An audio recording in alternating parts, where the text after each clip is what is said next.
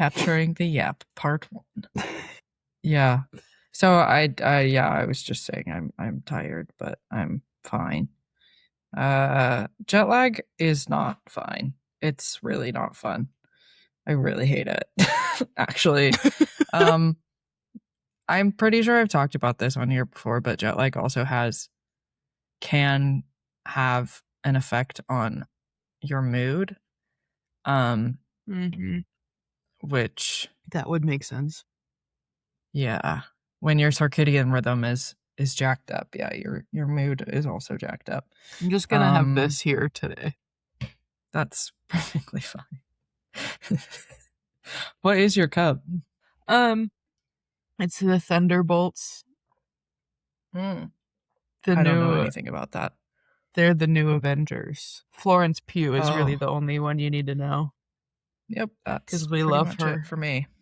Yeah. And then it's got the guy from Stranger Things and Bucky and the new off-brand Captain America. It's not Chris Evans anymore? No, he retired in Endgame. Well, then he matters not to me.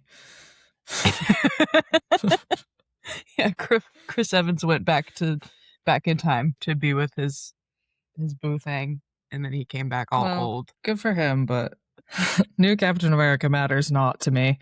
Yeah. I was honestly kind of confused. Like, I guess that I don't know if you would know the answer to this. I was wondering this the whole time I was there, but I went to Orlando. Mm-hmm. Oh yeah, we need to talk about your time on this side of the pond. Yes. My sister graduated college. Woohoo, go Peanut. Yay, Peanut. Watch out, South Carolina. There's a new middle school PE teacher who will hit you in the head with a dodgeball. Like, she's not afraid to bully 13-year-olds, which is great.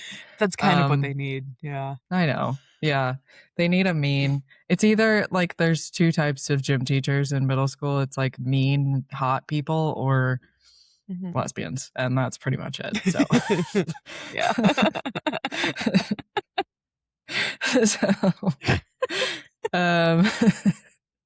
Mine was a lesbian, which was cool. She also said that the uterus was shaped like a Texas Longhorn, which made me uncomfortable at 12 years old. So, horns up, I guess. Horns up. She literally did that. She was like, "Look, it looks like a Texas Longhorn," and we were like, "We're 12."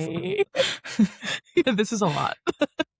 And like, people wonder why women don't know a lot about their own anatomy, and then you go back to 6th grade, which it's kind of surprising at all that we had any form of sex education. But we were like looking at a uterus, and like our gym teacher was so clearly uncomfortable that she was like, it's Did you have to watch the like STD videos? No. I somehow escaped taking a gym class in my entire middle school, high school career. What?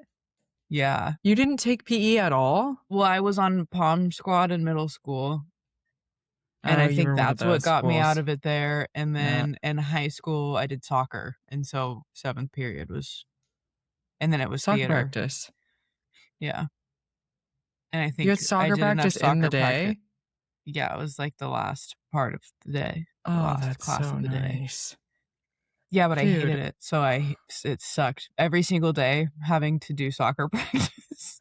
Dude, I loved when I got to just do my goalie training, but that was rare that it was just that.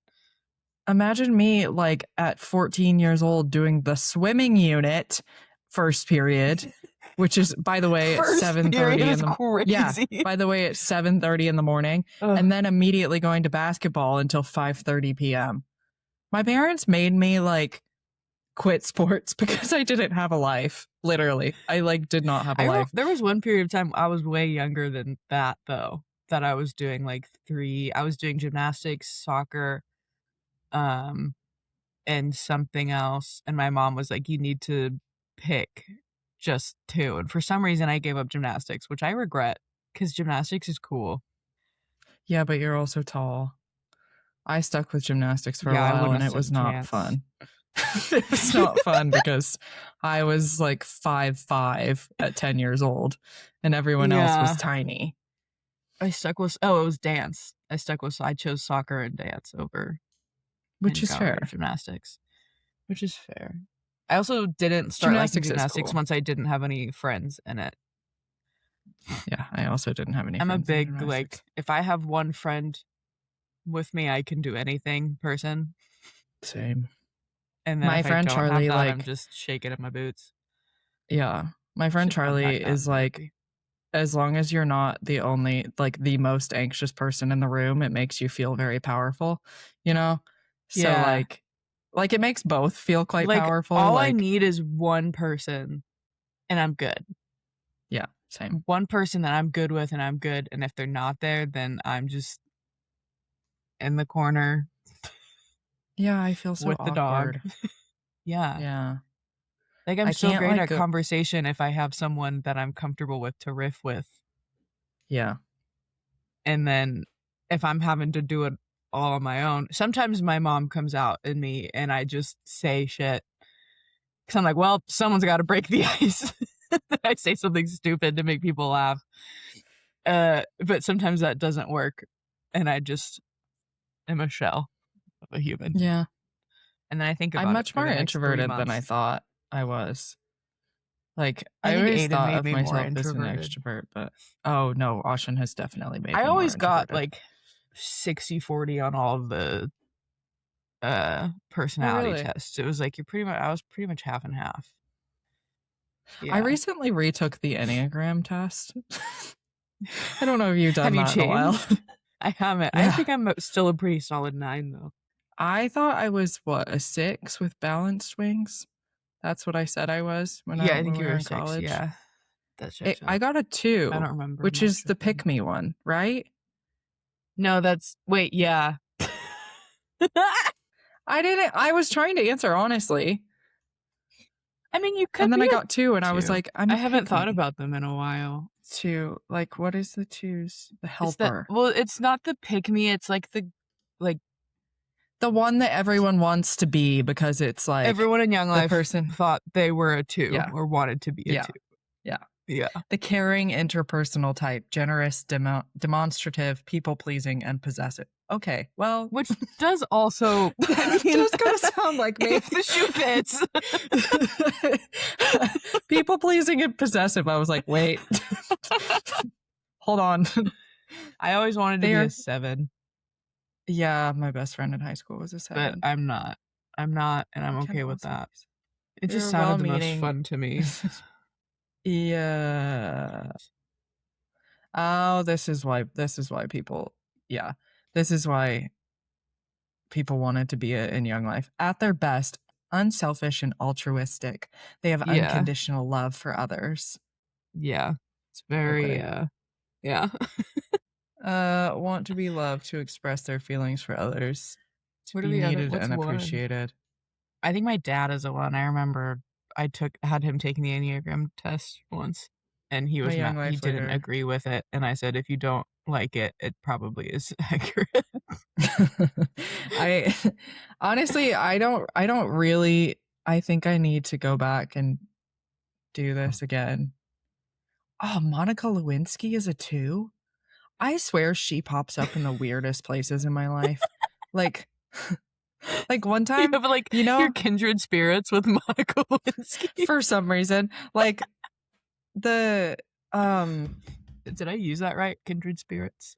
Yeah, like one time whenever everyone was doing that like app that like showed you what famous person that you looked like, I kept getting Monica Lewinsky. I don't look like Monica Lewinsky. What Monica Lewinsky looks like. I don't look like her. I mean, general face shape maybe, but like, yeah, face shape, but literally nothing else. But that's it, right? Yeah. Like, she's got black hair. Mm-hmm. I mean, she's very pretty, don't get me wrong. Oh God, her hair when she was younger was unfortunate. The bangs. It's very Winona Ryder Beetlejuice. Yeah. It's like Beetlejuice, but she's put together. Much skinnier now. Ozempic times, you know. I also got a tattoo. Sorry, we can go back to things. Though. Isn't she love pretty? it. She's in a real awkward place She's so to show pretty. people, but I love her. Cute. I forgot what it was like to take care of a tattoo, though. Thank you. Oh, yeah. How's that? Weird. How's the healing process? It was fine. But when we were in Orlando, it was like really itchy, which kind of sucked because I was like, that's a bummer. Did you get it? Like, when did you, in your timeline of being here? Yeah, I got to the US on a Thursday on the 8th. Yeah. And the 7th. And then my sister's graduation was the 9th. So I was jet lagged to shit for that. And then like we were supposed to go out that night and I was like, tap out, people. I can't do this. I'm so sorry. There's absolutely no way. And then Monday we got the tattoos. So it took all because me, my mom, and my sister got them. So it took like 3.5-ish hours to get them all. And then we just went to a girl's house that my mom knows. She tattooed us. She does tattoos. Incredible. Love that. She does really good tattoos. Yeah, I mean, she's really sweet. I'm gonna go visit your mom. Yeah, go visit my parents. Their little house is so nice. Fun. They live on an old Air Force base, which is kind of cool because all the houses were built in the 1950s. So they're like nuclear bomb proof. Quote unquote. There's a bomb shelter in their house. Like dead ass, there's a bomb shelter. You went, like, you can go in there and hang out? Yeah, it's their storage closet. What else are they going to use it for? Of course. Because I mean, I'm sorry, but cinder block in an inside room is not going to stop a nuclear bomb from vaporizing you. But they did think it would in the 50s. So I mean, and science evolves. Yeah. The entire house is made of cinder block as well for that same reason. They thought that they were going to get nuked. Pretty cool, though. It's a very cute little bungalow. Yeah. That would be fun. It's a nice house. I have no money and no PTO. We were in Delaware while you were. Yeah, I know. How was on that? the same coast? The wedding? I know. It was awesome. My coworkers are so cool. I met Amanda, our first guest on the podcast in real life. And we all got along so well that now the problem is we need to find more ways to see each other more often. Yeah. On the way home, I was like making an itinerary of what we're going to do when they all come visit here one day. Yay. That's fun. Like you can use it as a co-working trip as well. Yeah. Well, and Anna just got engaged. And so her wedding will be next, like June 2027. So we'll be back together for that, hopefully. At least, yeah. But yeah, it was so fun. We got there. We had all day Friday to walk around to do things. The wedding was Saturday. So Friday we got there and had to kind of dilly-dally until Anna and her fiance's flight got in. So we went to Dunkin'. As you because do we do have a Dunkin' here, but it's in a Walmart. Right. And I'm not. So, we went to Dunkin'. For some reason, any restaurant in a Walmart makes it instantly a bit more unappealing. Yeah, and it's just not what I mean. Taste as good. Like, no, exactly. But we went to Dunkin'. I got something with like a freaking marshmallow cream cold foam. Wow. And I don't know if you know this about me, but I'm a slut for marshmallow flavored things. Not marshmallows themselves. I like a marshmallow, but it doesn't taste as marshmallowy as marshmallow flavored things. Yeah, I would agree with that. So you like a fluffernutter sandwich? I love a fluffernutter. I love any, like a hot chocolate that has like Boulder Coffee has like a toasted marshmallow hot chocolate in the winter. And it's just the perfect marshmallowy flavor. And then this cold foam, like I could have drinking 20 ounces of just the cold foam. It was so good. You would like put marshmallow flavoring in anything and I will eat it. Some ciders, there was a cider at Black Apple. They had a lemon meringue cider, which should have tasted like lemon meringue, but it tasted like marshmallowy to me, and it was so good. Oh, that was a few years well, ago. Meringue tastes slightly like meringue is like a cousin to the marshmallow. But egg whites. You would really like butterbeer then. We had frozen butterbeers. I love butterscotch beer. Butterscotch root beer. My God, was that shit good. That was so good. I was expecting not to like it because I don't like flavored situation at any fun pop store. So but yeah, I would nice. The frozen one was so good. Like, oh my God, it just tasted like an ice cream. They have it in various different ways. You can get a regular butterbeer. You can get a frozen butterbeer. You can get a non-dairy butterbeer. You can get a hot butterbeer. It's all inclusive. I don't know if I would like that. I don't think. Well, it was also near around 95 degrees every day in Orlando, so not really sure that I wanted that option at that point in time.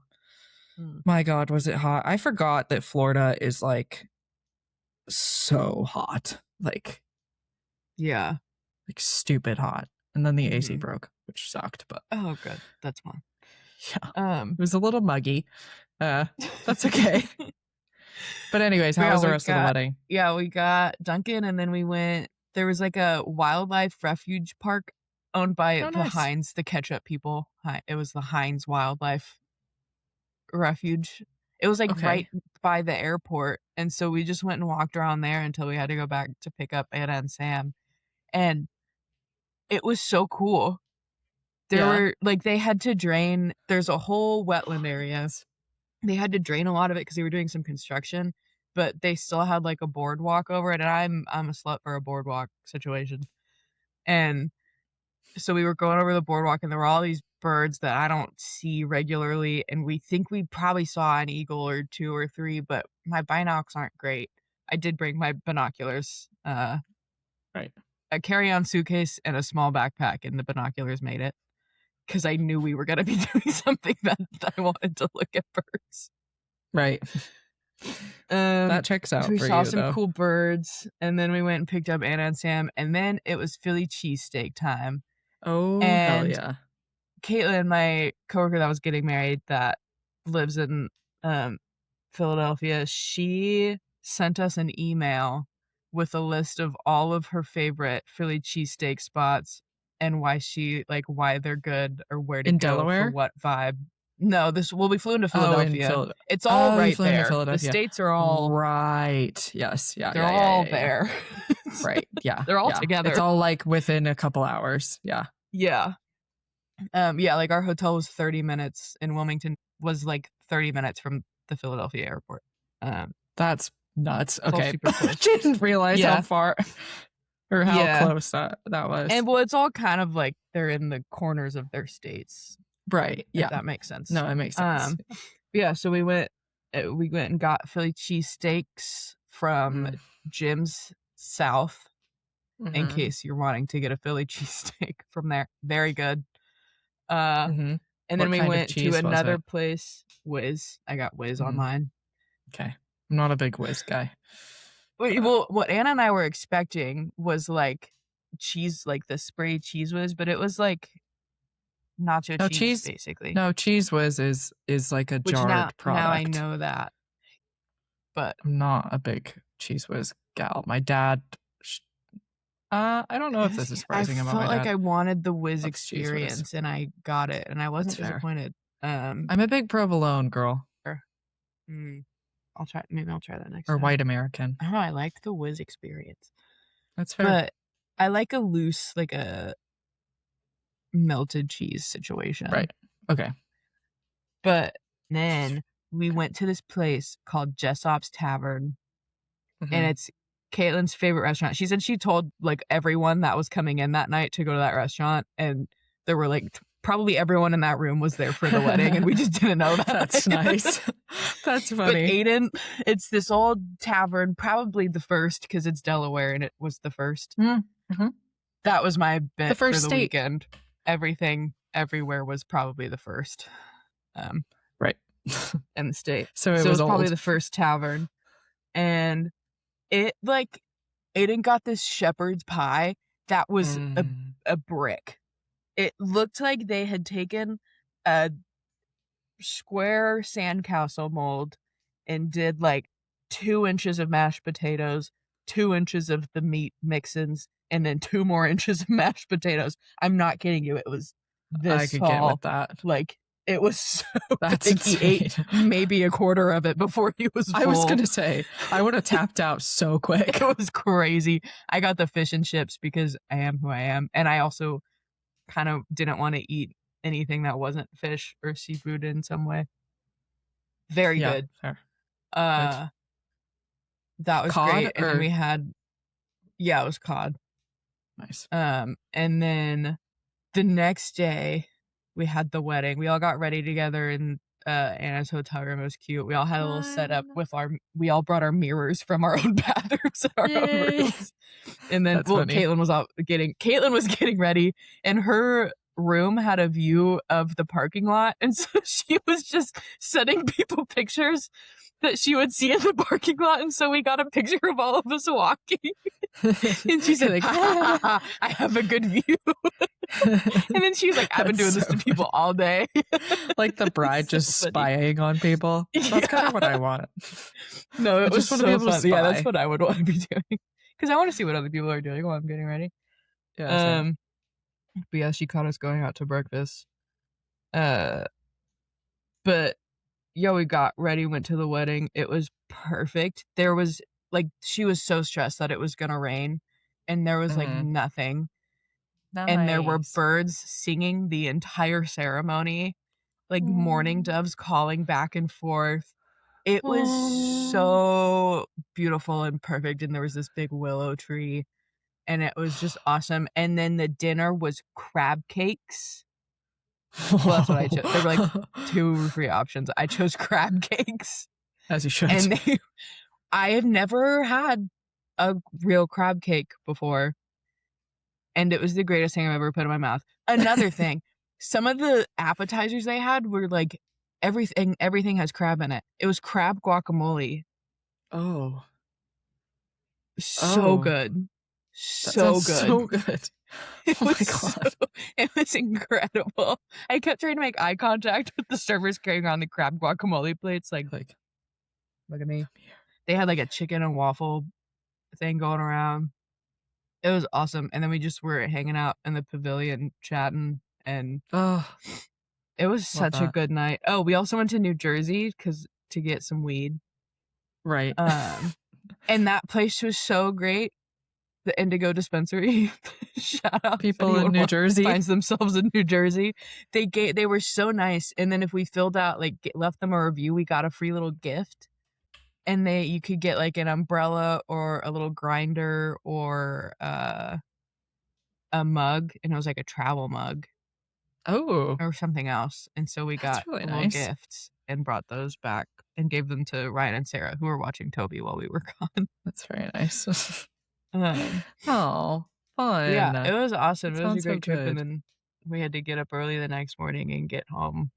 But it was great. The first night Amanda and Dan got in late, so they didn't get to go to dinner with us, but we were just hanging. The hotel had a really nice courtyard, and we were just hanging out in the courtyard. Oh, that's so fun. For like a few hours just yapping. Oh. And Caitlin came back from the rehearsal dinner, and so she got to hang out for a bit. It was so fun. It was great.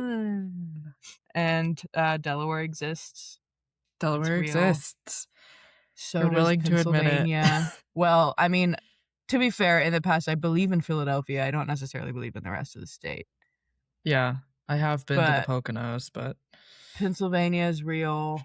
New Jersey, I thought the whole state was just going to look like an abandoned amusement park from the 90s, but they had some trees. It was not bad. An abandoned amusement park from the 90s. Do you know what the vibes I get? But do you know what the Pine Barrens are? No. You should cover the Pine Barrens at some point. It's like this massive plot of trees, pine trees in New Jersey. Oh. It features heavily in The Sopranos. For obvious reason. Cool. It's way out in the middle of nowhere. I mean, I know parts of New Jersey are cool because I have a coworker that lives in New Jersey and she lives in the woods and hangs out with bears. Mm-hmm. Hangs out is that's cool. Maybe a strong term, but she sends me videos of bears that show up around her cabin. It has unique sandy soil, pygmy pines, and cedar swamps. Oh, I'm a slut for a cedar swamp. Okay. It's very cool. Jot that down. Nice. But yeah, New Jersey, not an abandoned amusement park. Pretty cool. Great. We thought about driving to Maryland because it was like maybe 20 minutes away, just so that I could see it to believe it. But I also have been told that I've been to DC several times, so I definitely have been in Maryland without realizing it. Or Virginia. It could have been Virginia. They're all right there. Yeah. But I've also been in Maryland. The note was made that more likely than not, I have been in Maryland. Yeah, fair. Yeah, that was a great weekend. Yeah. Well, should we talk about a volcano? Yeah, we should. Since we're sharing a brain cell today. We are. Did we say that before? We are sharing a brain cell. No. I do love sharing brain cells. I think it's so fun, and I would do this as a regular, like as our podcast, but at the same time, I don't know how many topics we could do before running out. I think. I mean, like theoretically, I feel like, but also there's so many things that I want to learn about and we want to talk about that are separate. Yeah. Yeah. For sure. Yeah. But sharing the brain cell. We could do like a every other situation or just whenever. I like the just whenever we like it. I agree. Often, but like it's also low effort, lower effort, which is nice. Yeah. It's nice to share the brain cell. It's nice to share the brain cell every now and again. Yeah. Okay. Yeah. So we're sharing brain cell today about Mount Tambora. Yeah. I mentioned Mount Tambora in the volcanoes episode. But I'm sure you did. Obviously, I couldn't talk about it much. Or I probably did talk about it much because I was going on way too many tangents in the beginning. I really don't remember, but I do remember that I probably said I wrote an article about Mount Tambora. Because I did. Yeah. Which is super cool and badass. Yeah, so Mount Tambora is a stratovolcano or composite volcano, which those are the big, tall guys known for their really explosive eruptions. And it's located on Sumbawa, which is an island in Indonesia. And kind of the way the magma inside Mount Tambora is working is it's really thick. It's cooled over time into an almost crystallized state.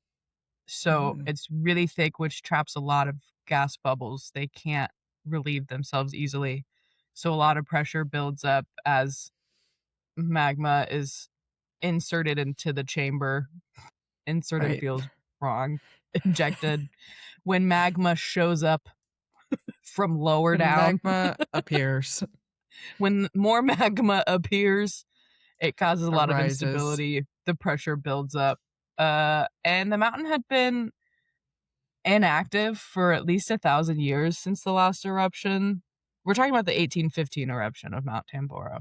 Yes, sorry. By the way, we should talk about that. To specify that it's the big one. The big one, which we'll find out. But before the big one, it had been inactive for at least 1,000 years since the eruption before it. They figured that out by just looking at the layers of the stratovolcano. So the way they're built up is as they explode over time, the layers of explosions build up the volcano. And so they were able to look at the layers within the volcano and could determine when the last eruptions were, how big they were, that kind of situation. Yeah. Very interesting. So yeah, I also repeated that it's on the island of Sumbawa. Sorry. But basically this island was not one brain cell. It's one brain cell. We stretched thin today. So there were several groups of peoples on the island of Sumbawa that like existed in, I assume, like different tribal groups, that kind of thing. Because Indonesia is absolutely massive. I don't know if you knew that, but Indonesia is huge. And it has a very large population. So there's various types of people in Indonesia. So on Sumbawa alone, there was the Bima, the Sape, and the Dampu, among others. So there was several different groups that lived in different parts of the island. And the island was known for its resources mostly. So it had sandalwood, sapan wood, which is used to make red dye. It had honey, it had horses. Like they're known for racing horses on the beach, which is pretty cool.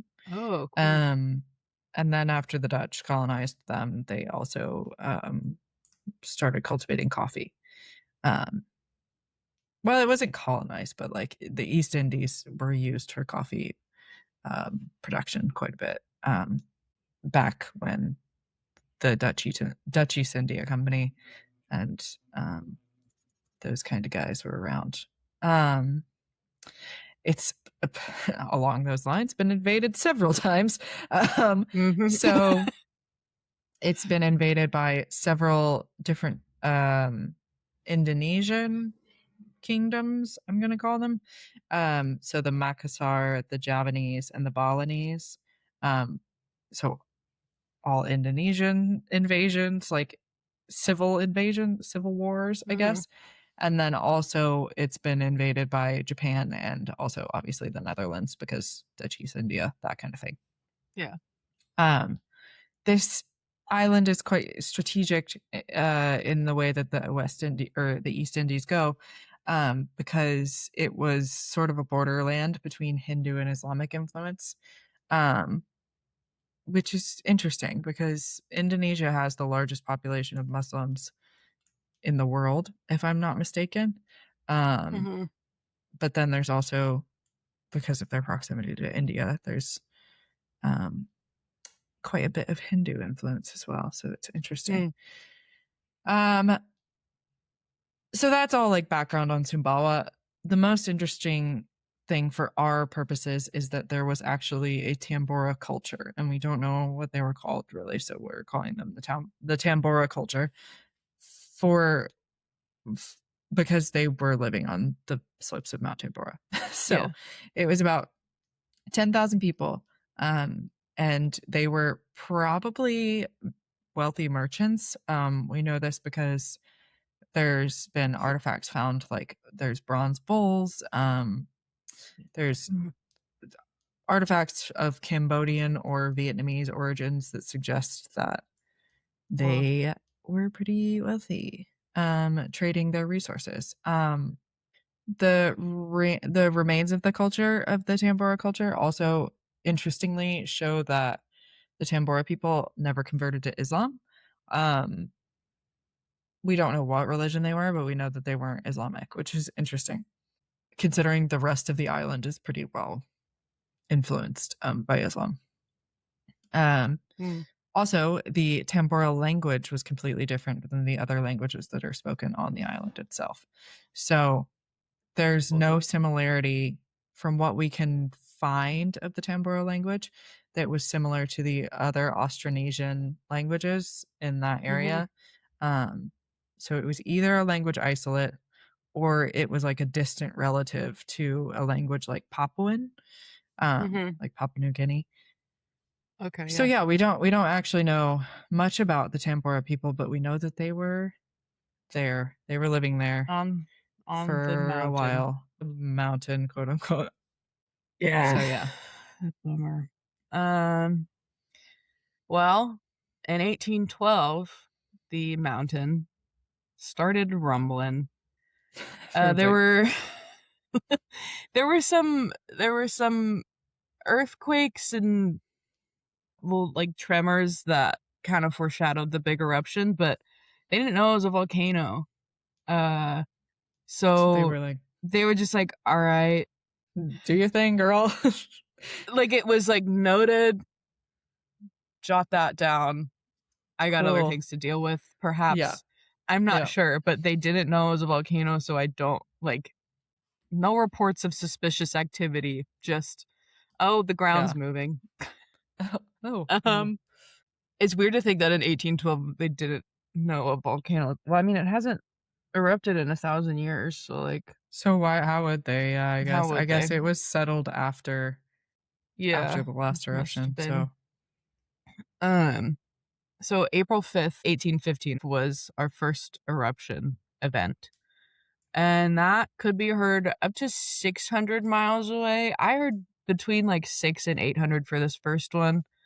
Okay. There were some white guys in a couple different places that thought it was cannons.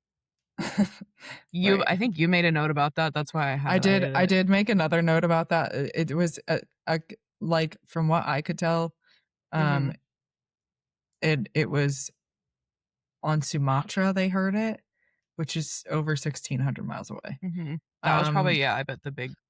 I bet that was the big one. Yeah, but it's the same vibe. But it's the same. I mean, if you don't, guys, it makes sense to think it's a cannon if it sounds like a cannon. And then ash started falling. Yeah, and then they're yeah. And so this first eruption shot out ash for probably 3 hours before calming down, which is basically just a little burp. Yeah. This was just its first, oh wait, hang on. I think I got burp, pounding its chest a little bit, trying to get it out. And then April 10th in the evening, just before sunset, according to some reports, the big explosion happened. So the mountain was around 1,300 feet tall before. 13,000, wasn't it? 13,000. Yeah, no, sorry. Yeah. 13, yeah, no, you're right. 13,000 feet in elevation. After the explosion, the big eruption on April 10th blew off the top 4,200 feet of the mountain. Right. That was the throw up. So that's a lot of mountain just gone. Yeah. And it didn't go nowhere. Yeah, this explosion was heard much further. Yeah. Because it was much bigger. And this blew a crater that is 3.7 miles wide and about 3,600 feet deep. Yeah. So she exploded. Pyroclastic flows just started flying down the sides of the mountain, which is your hot as fuck gases and rocks. And the video I watched was a geoscience video. It referred to them as superheated clouds of death. Yeah. Which is accurate.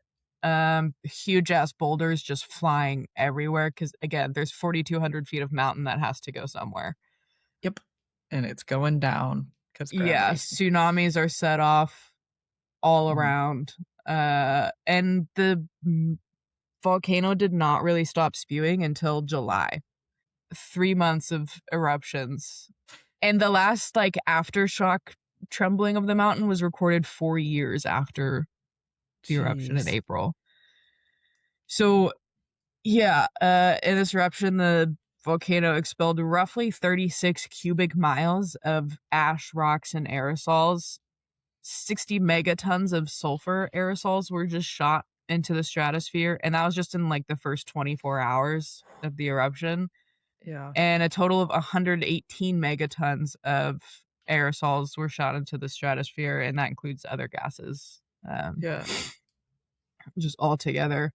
2004 study estimated that about 8 cubic miles of magma were expelled. I can't even conceptualize that. I can't either, but cubic miles and 8 of them that's a lot of magma. It's a lot of magma. And 60 megatons of sulfur is crazy. Yeah. So that's the explosion. Just a little cough from a mountain. A little bit of a spit up from the mountain. The mountain exploded. Tsunamis were spreading across the Indonesian islands. And then comes the temperature drop. So the eruption event of Mount Tambora caused what? people refer to as the year without summer. Europe and the United States, I think we're already in an unusually cool decade. 6 years earlier, there was another volcano eruption that had also sent a ton of sulfur into the air.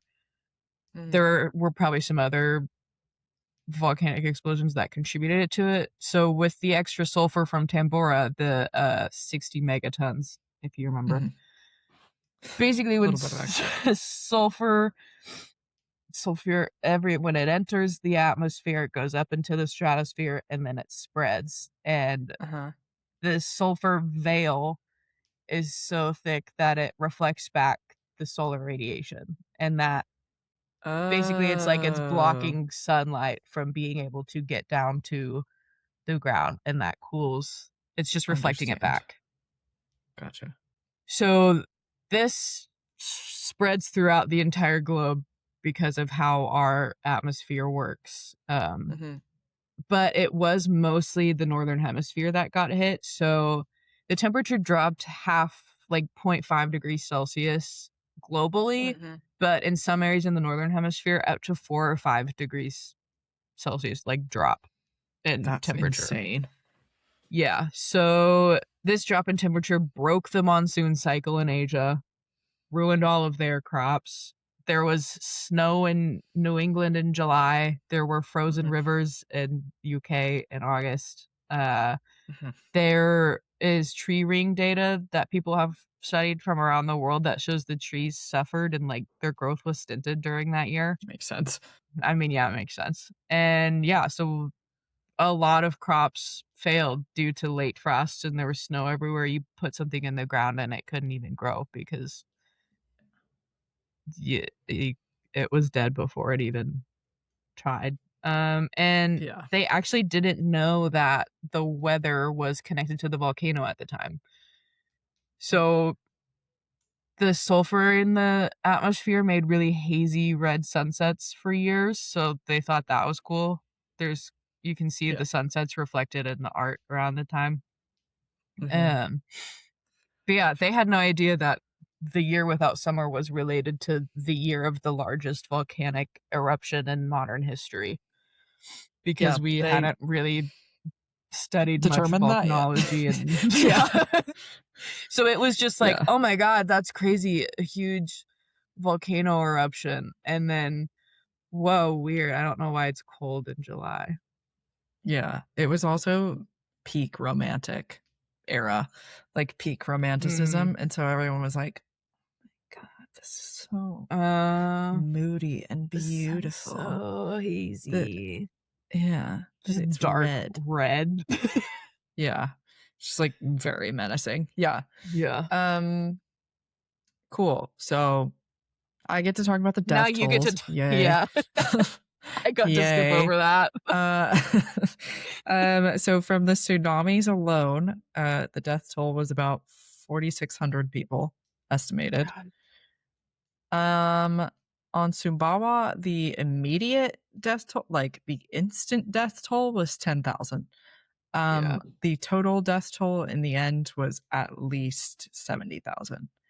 And then it doesn't stop there, because up to 36,000 people are thought to have died from starvation, like solely from starvation, because when the volcano erupted, there was no more plants left on the island.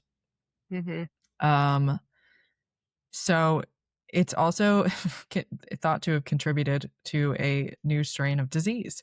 So Tambora erupting also contributed, like the colder climate.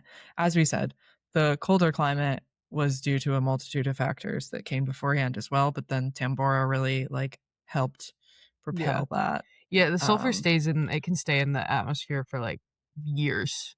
Yeah. So the prior eruptions didn't help. Yeah. And then the 60 megatons kind of pushed it over the edge. Yeah.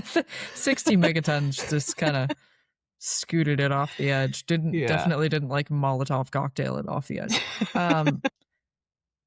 So for that reason, when it's cold, for some reason diseases are good at thriving. Also people are dying. People are starving. So, there was a new strain of cholera that cropped up in Bengal in 1816, that Tambora is thought to have contributed to. There's also another one.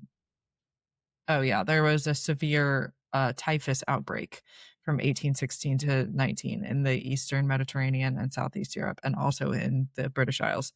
It was one of the worst in that century.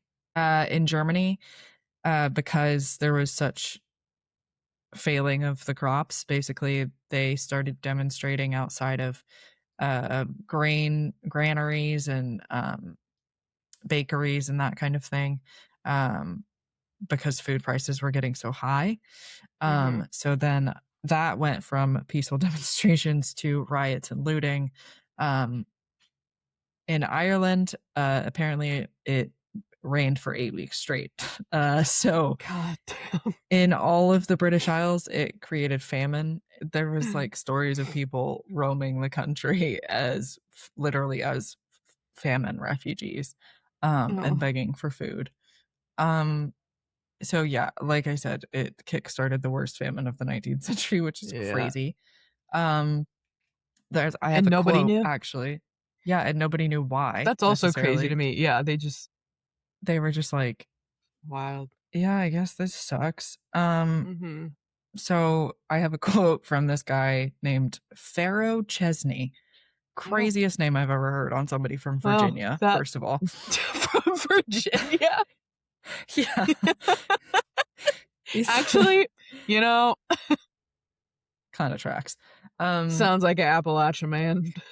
Yeah, I was gonna say I did just read Demon Copperhead, and that does kind of sound like a name from that book. But he was speaking about the snowfall in July, when he was speaking about snowfall in June when his kids went sledding. And then, quote, on July 4th, water froze in cisterns and snow fell again, with Independence Day celebrants moving inside churches where hearth fires warmed things a mite. Which is crazy. Imagine it was snowing on the 4th of July in Virginia, which is like swampy. It's hot there. That's crazy. Yeah, even crazy. It's like we were talking about, like the butterfly effect of this volcano erupting is crazy, because even Thomas Jefferson had to take out a loan. Yeah, I didn't have, like, for some reason in my brain, Mount Tambora erupted. Like, in my brain, volcanic eruptions that big happened like prehistory. Yeah, like millions of years when ago. The Earth was just getting its bearings. Yeah, exactly. Well, most of them did, you hear about Thomas Jefferson taking out $1,000 loan. Yeah, like I think of that's crazy, because that it's so recent. People were really struggling to make ends meet. It's crazy to think of like what could happen today, which is why we have things like the seed vault and like things like that. Yeah, is because what if this did happen today? Like it very well could, yeah. So it's crazy to think though that like, okay, this volcano erupted in Indonesia, and then in Virginia, Thomas Jefferson was like, and his crops were failing and he had to take out a loan. But like, and what's also interesting is like Indonesia, like they didn't suffer the worst effects of the climate part. Like, the temperature didn't drop as dramatically there as it did there, like in Asia or in Africa either. Like it wasn't really a thing. But it was just, I mean, the Europeans and the North Americans were not. I mean, in Asia, like the monsoon cycle got far. It was just the monsoon cycle. Yeah, the northern hemisphere, right, over the southern and the equator. Yeah, it's crazy. So yeah, like we were saying, crazy. I know. So we were talking about like creative endeavors and saying as this was already the Romantic era. I'm going to talk about Lord Byron. I'm actually going to quote myself because I wrote an article about this, as I will remind everyone. So Lord Byron, the famous poet, was vacationing at Lake Geneva in Switzerland during the summer of 1816. It was, in short, miserable, but he and his companions, Percy Bysshe Shelley, Bysshe, I don't know how to, Bish? Yeah. I have no idea how to pronounce that name. Percy Shelley is what he's usually known as, and his soon-to-be wife, Mary Wollstonecraft Godwin, passed the stormy days by writing. So they had like all these writing competitions, and Byron penned the poem Darkness, which he set in a time where the bright sun was extinguished, and, quote, morn came and went, and came and brought no day. So Byron, like I said, challenged his fellow travelers to write their own stories, and out of this friendly competition came Percy Shelley's The Vampire. However, Godwin was not to be outshone by either man, for it was at Lake Geneva that she first penned her Gothic horror Frankenstein. Godwin is better known as Mary Shelley, and she captured the relationship between nature and humanity in her novel and showed in reverse how one could harm the other. So it was quite interesting that, like, Mary Shelley, there's a lot of other themes in Frankenstein, don't get me wrong, but part of what she was inspired Frankenstein. Mount Tambora is the reason that we have the novel Frankenstein. Therefore, it's just a butterfly effect in so many ways that nobody realized at the time. I know. Like, ergo, Jacob Elordi played Frankenstein because of Mount Tambora. Mount Tambora birthed Jacob Elordi.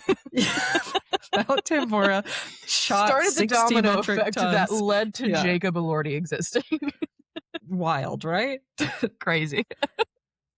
Anyways, yeah, there was so much that came from it.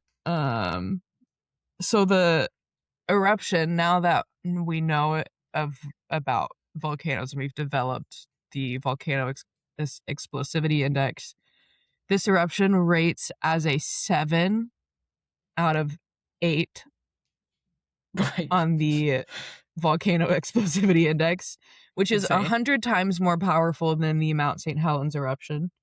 Right. And 10 times more powerful than Krakatoa, which is another big old eruption that a lot of people compare it to. Yeah. A lot of people think that is the biggest eruption, right? Because Krakatoa is more well known. Yeah, I think it's... Maybe we have more records of it? I don't know. I think it's because of the ways they erupted differently. Like, I think one was... I don't remember if I did read a little bit about it, but Krakatoa was large in a different sense than... Right. Based on how we classify... Yeah, it was more powerful, but Krakatoa, I think, maybe had more fall. I don't know. But yeah, a lot of people talk about Krakatoa being the biggest, and so I wanted to mention. Yeah. Tambora was bigger by 10 times. And so the eruption of Mount Tambora is the biggest volcanic eruption in recorded history and the largest and most destructive in modern history. So it could be that Krakatoa is more destructive, but this was more powerful. When did Krakatoa erupt? Oh no, I'm getting the results. It's 1883. After this. Oh, after this. Maybe it just killed more people. Maybe the loudest recorded sound in human history. Yeah. So it could be it beat its own records, but it wasn't more powerful. I guess maybe is the consensus there. Right. We should do an episode on Krakatoa. That sounds fun. Because I just like looking at volcanoes. I know. I never think to look into the specific ones. That's a lie. Sometimes I go on deep dives, but then I immediately forget everything.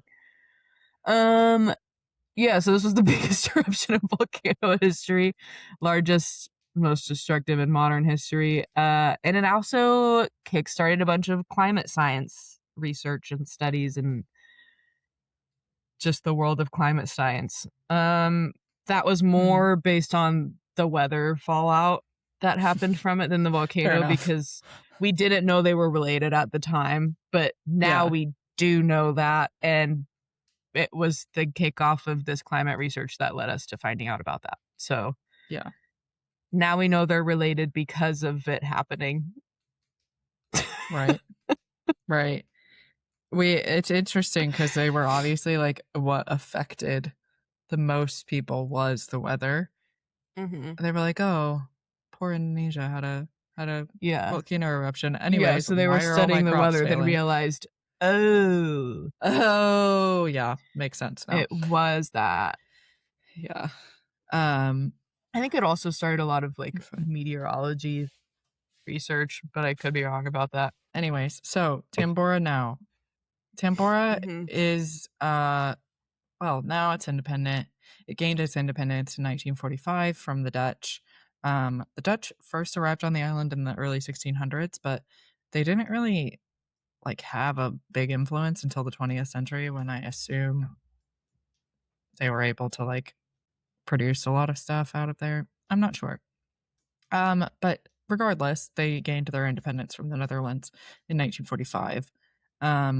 The island is primarily rural and agricultural, but it has one of the highest GDPs per capita in Indonesia, because it has a giant copper mine. And it's one of the largest copper mines in the world. And it's set to run out in a couple decades. So, we'll see how long that lasts. But the population of the island itself is around 1.6 million people. So it's kind of a giant island. Yeah. And it's also pretty remote. There's not a lot of roads in Sumbawa. There is a road system. Apparently it's a little rough.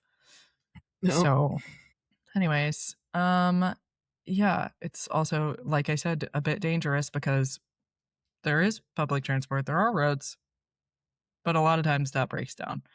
I think we can get there. And also there's been several eruptions since, or not several, but like there's been a couple eruptions since, right? Yeah. So her tummy started rumbling again in 2011. I don't know why I wrote it like that, but I did. Rip. And it's been active since then. So in 2011, they had a 15 alert years. level 3 and were everyone was evacuated, didn't want to take a chance.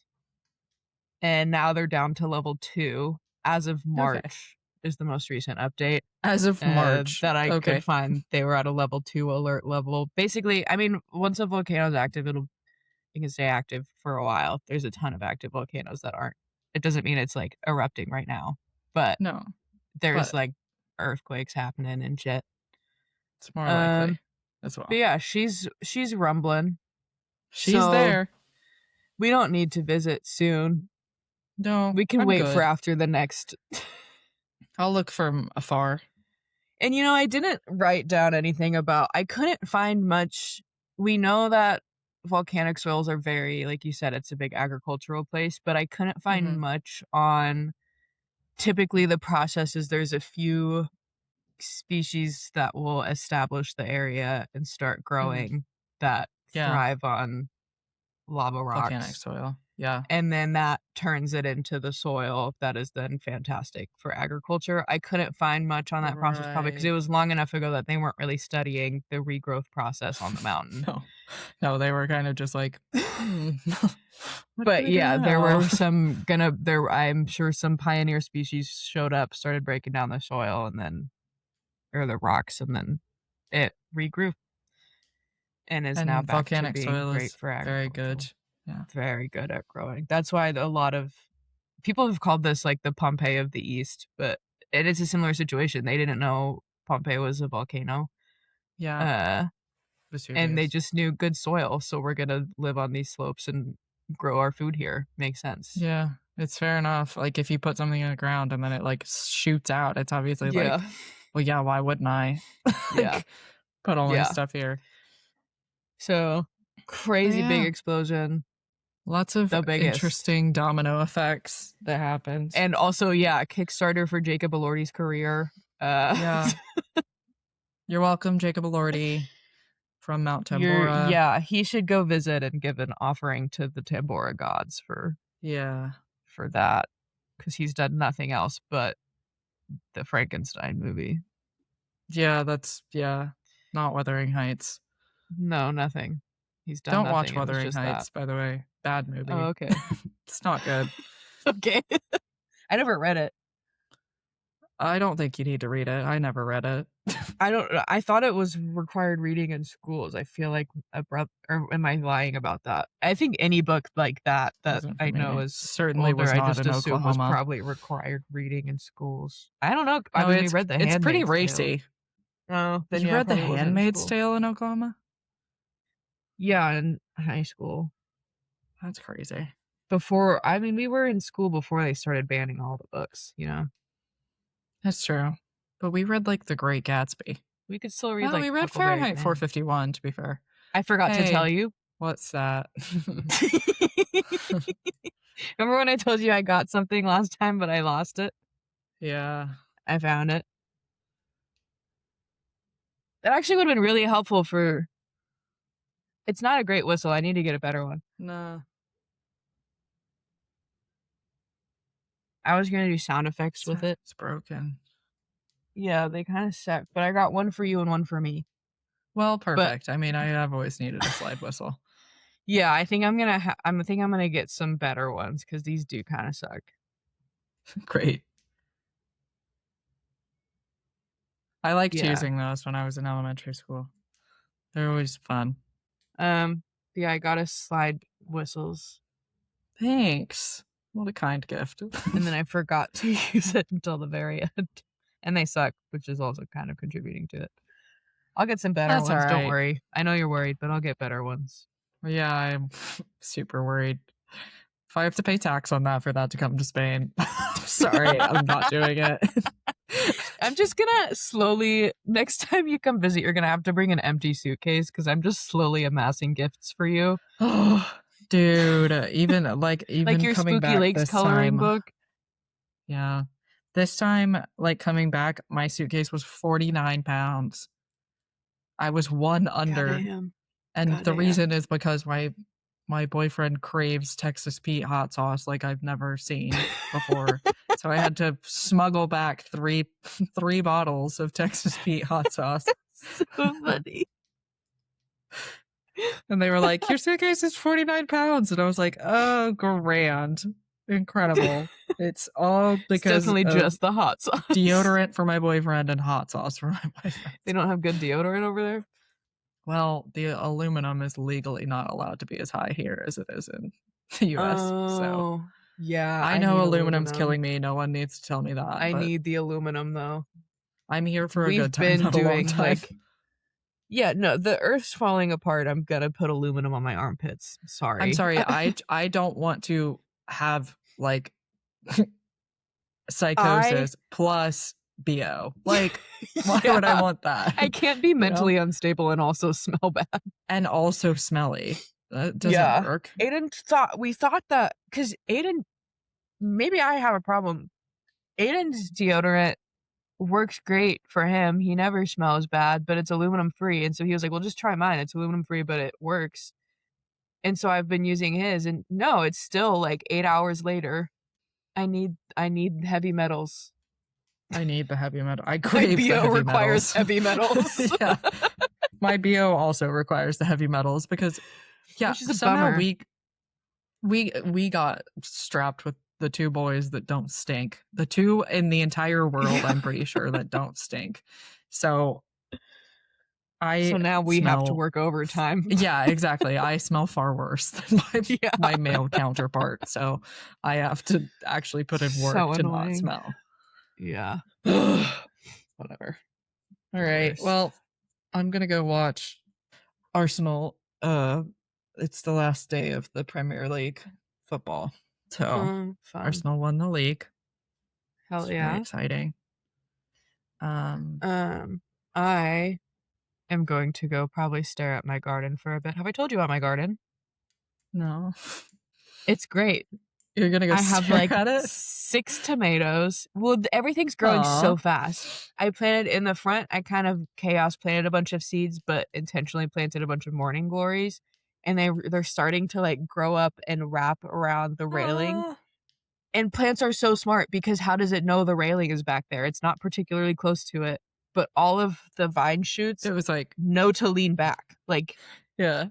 I have it's a morning crazy. glory on my arm now. That's a morning glory. I love my it. I sisters. love the morning glories. I love But yeah, so I morning have a glories bunch as of well. those in the front, and then in the back, I have a big metal garden bed, and then we have 3 cow panels. We had split them with Ryan and Sarah. They have a few, we have a few. And so I made a big arch with the cow lovely. panels with 2 of them. And I have 2 loofah plants that are going to grow up that and hopefully That's make fun. loofahs so I can dry them out and make some loofah body scrubs. Sponges. And then a bunch of tomatoes, big beefy boys. Oof. Some basil and some jalapenos that I'm not too confident in, but I'm keeping hope for them. Yeah. We're making space for the jalapenos. I'm saving space for the Juanita. I think is gonna be okay. Aiden's coworker grew them from seed, and so they're just still working their way. Fair enough. And then on the back, the third cow panel I just put against. We don't have a fence, like a back fence. It's just forest. But our neighbor told us that there was a deer in our backyard at one point, and so I put the cow panel at the only spot that I think the deer could get through. There is a kind of barbed wire situation, but it doesn't go the whole way. And so I put a cow panel up there and planted moonflowers and more morning glories. But there's going to be big ass moonflowers are big, and those are going to be in the backyard. And I think I'm going to get like a light to face them so that the moths love moonflowers, but I want extra moths. So I'm going to point a light at them when they start growing. I've been enjoying staring at my garden. It's been raining, so I haven't had to water it. Oh, I also deleted Snapchat, so if I'm not replying to your Snapchats, nice. Just know I have too many people with Androids in my life, and group chats are a lot easier on Snapchat than Android. So that's kind of mostly what I use it for now. That's fair. I only Snapchat you and one of my other friends, and Macy. Yeah. That's it. So let's not talk about social media. I'm doing a detox. I'm That's fair and smart and so supported. Thank you. I was going to send myself into a tailspin if I didn't delete it all. So here I am. Yeah. I like to just go on the podcast Instagram pages reels because the algorithm is so nice. Yeah. Much more wholesome, I would imagine, than mine. It's good. Yeah. All right. Sweet. You go watch your football. My football. Yeah. With the lads. Gonna have some pints down the pub with the lads. So incredible. I wish I could be there for that. Me too. I wish you could. I miss watching soccer with Austin. Pints. The one time I did it. Know. I know. You should come. Made me want to watch the sports. Mac's probably watching the sports today. I think baseball's happening. I'm sure it's baseball time. It was yesterday. She was watching it time. while we were watching a show. She's watching the Cardinals? No. Arkansas. Oh, Arkansas. She's more of a college sports gal. She is. But also loves the Cardinals, of course, which, go Cuppies and whatnot. But whatever. You have absolutely no skin in this game. Whatever. It's fine. It's fine. My mom's from Chicago. I know a Cub. I've been to Wrigley. I've seen a Cub. I've seen them play the sports. I watched them win the World Series. One time. That one time in modern history. Yeah. It'll never happen again. I watched it because a boy I had a crush on liked the Cubs, and I knew I could like the Cubs because my mom's from Chicago. I watched. There was potential. I was like, well, if there's a team I have ties to, it's them. So fair enough, honestly. I did, and we went to a game once, which was cool. I love baseball because hot dogs and beer. And yeah, great point. Yeah. I miss baseball for those reasons and pretty much those reasons alone. So yeah, the Naturals, our league here, has like $2 like dollar hot dog and $2 beer nights. They're on separate nights. Of course, they can't make you have a perfect night, but I mean, God forbid. $2 beer is scary. Yeah. I'm assuming at some point in the future, 999 will be attempted. What is that actually called? Where you drink 9 beers, 9 innings, 9 hot dogs? Oh yeah, yeah. I don't remember. I don't know what it's called. I don't remember what it's called. But I want to do I that don't remember one day. what that's called, but I would like to do that. A, B. I want to do it and then give up when I'm ready to give up. Yeah, and be fair okay enough. with that. Fair enough. I want to do it while protecting myself and stomach. Yeah. I also will need to cover Dime Beer Night sometime, the historic event known as Dime Beer Night, because Dime Beer Night? No, maybe it was Nickel Beer Night. I think it was Nickel. Basically in the 70s. No, just wait and cover it one day. Yeah, I'll cover it. I want to know nothing about it. Very fun event in sports history. Not fun. Crime. Anyways, it's whatever. All right. Catch you on the flippity flop. Catch you on the flippity flop. Bye. Bye.